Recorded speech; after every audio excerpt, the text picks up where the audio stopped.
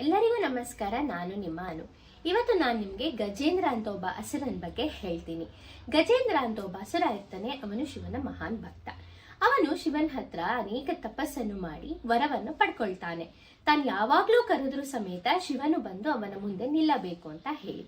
ಹೀಗೆ ಅವನು ತನ್ನ ಜೀವನದ ಪ್ರತಿಯೊಂದು ಚಿಕ್ಕ ಚಿಕ್ಕ ವಿಚಾರಕ್ಕೂ ಕೂಡ ಶಿವನ ಕರೀತಾ ಇರ್ತಾನೆ.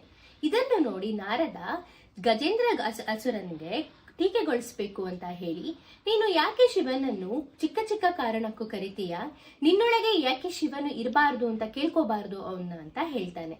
ಇದಕ್ಕೆ ಗಜೇಂದ್ರ ಏನ್ ಮಾಡ್ತಾನೆ ಅಂದ್ರೆ ಶಿವನನ್ನ ವರ ಪಡ್ಕೊಳ್ತಾನೆ.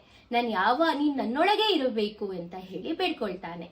ಅದೇ ರೀತಿ ಶಿವನು ಒಪ್ಪಿಕೊಂಡು ಲಿಂಗದ ರೂಪದಲ್ಲಿ ಗಜೇಂದ್ರನ ಒಳಗೆ ಹೋಗಿ ಸೇರ್ಕೊಳ್ತಾನೆ. ಇತ್ತ ಇಡೀ ವಿಶ್ವವೇ ಎಷ್ಟು ಹುಡುಕಿದರೂ ಕೂಡ, ದೇವಾನುದೇವತೆಗಳು ಹುಡುಕಿದ್ರೂ ಕೂಡ ಶಿವನು ಕಾಣಿಸ್ತಾ ಇರೋದಿಲ್ಲ. ಎಲ್ಲಿ ಹೋಗಿದ್ದಾನೆ ಅಂತ ಹೇಳಿ ವಿಷ್ಣುವಿನ ಬಳಿ ಹೋಗ್ತಾರೆ. ಇದನ್ನೆಲ್ಲಾ ವಿಷ್ಣು ಕುತ್ಕೊಂಡು ಗಮನಿಸಿ ವಿಷ್ಣುವಿಗೆ ಕೊನೆಗೆ ಗೊತ್ತಾಗತ್ತೆ ಅವನು ಗಜೇಂದ್ರನ ಒಳಗೆ ಇದ್ದಾನೆ ಎಂದು. ಈಗ ದೇವಾನುದೇವತೆಗಳಿಗೆ ಪ್ರಶ್ನೆ ಶುರು ಆಗುತ್ತೆ, ಶಿವನನ್ನು ಹೇಗೆ ಹೊರತರಬೇಕು ಅಂತ. ಹೀಗಿರುವಾಗ ವಿಷ್ಣು ಒಂದು ಉಪಾಯವನ್ನು ಕೊಡ್ತಾನೆ.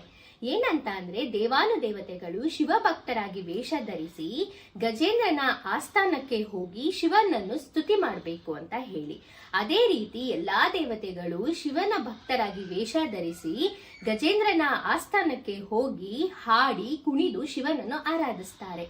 ಇದರೊಳಗೆ ಕೂತಿದ್ದ ಗಜೇಂದ್ರನ ಒಳಗೆ ಕೂತಿದ್ದ ಶಿವನಿಗೆ ಭಕ್ತರ ಕರೆ ಕೂಗಿ ಗಜೇಂದ್ರನನ್ನು ತುಂಡು ತುಂಡಾಗಿ ಮಾಡಿ ಹೊರಗೆ ಬರುತ್ತಾನೆ. ಇದೇ ರೀತಿ ಹೆಚ್ಚಿನ ಕಥೆಗಳಿಗಾಗಿ ನನ್ನ ಚಾನೆಲ್ ಅನ್ನು ಸಬ್ಸ್ಕ್ರೈಬ್ ಮಾಡಿ.